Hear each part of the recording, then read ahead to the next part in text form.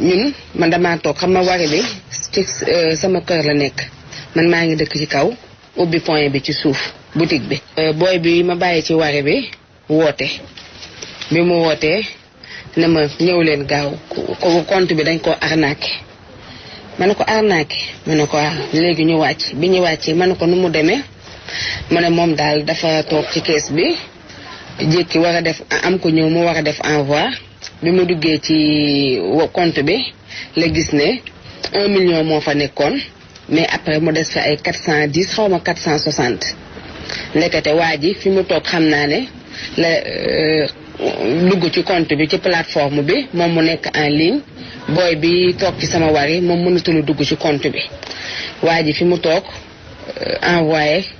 1 million et 4 transactions def ko 250 ba muy 4 bi mu ko defee nag ñun mënatuñoo dugg ci suñu compte wari amatuñ ci accès booy bi jéem lu nekk mënuñu ci dara léegi bi ñu xëyee c'était loolu ay 18h30 la woon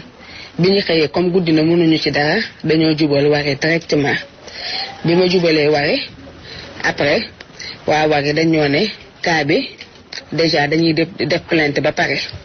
léegi man sax nee naa ko dama bëgg xam booy bi fan la retiré xaalis beeg yooyu moom mu ne ñoom mënuñu loolu parce que bala ñu ñoo def loolu il faut ñu dem police wala gendarmerie ñoom ba ñu jox leen autorisation ñoom ñu mën ñoo defal loolu comprendre nga léegi après ñu daal di dem section de recherche ñu gis commandant Insa Seck biñ ko gisee ñu expliqué cas bi yépp léegi mu defaraat ñu beneen kii buy dem wari ñu yóbbu ko waa wari biñ ko liiree xam ne ñun déposé nañ suñu plainte commandant moo ñu jox ñu ñëpp retour après ci la ñu soog a tiireel booy bi ki retiré xaalis bi ki envoyé xaalis bi déjà moo tudd Lamine Ba adresse Pikine mu envoyé ko Lamine Ba Caaroy Lewnu la dëkk adresse am def nañ ci nag seeni numéro Tigo ñoom bi ñu xoolalee transaction yi gis nañ ne 4 envoyé 250 000 ba muy fois 4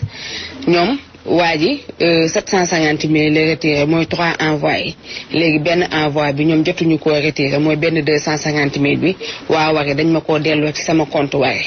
comprendre nga léegi nag c'était muy 750 000 yoo xam ne dañu koo détourné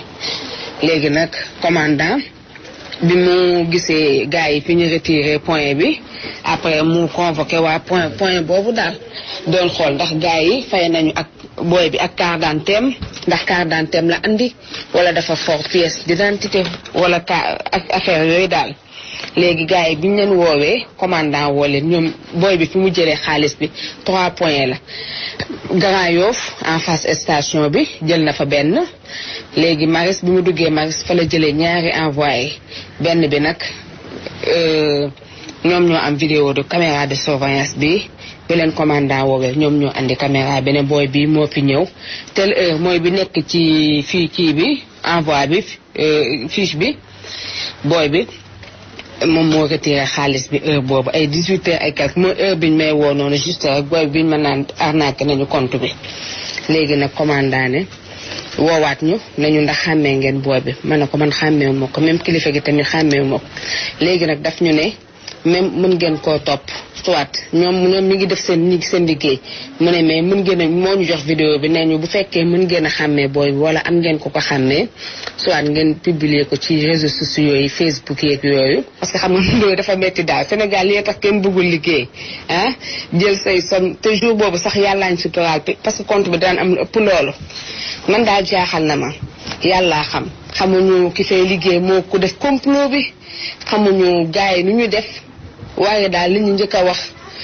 xool leen kan moo fay liggéey même commande bi xamuñu gars yi nu ñu def waaye daal li ñu njëkk a wax xool leen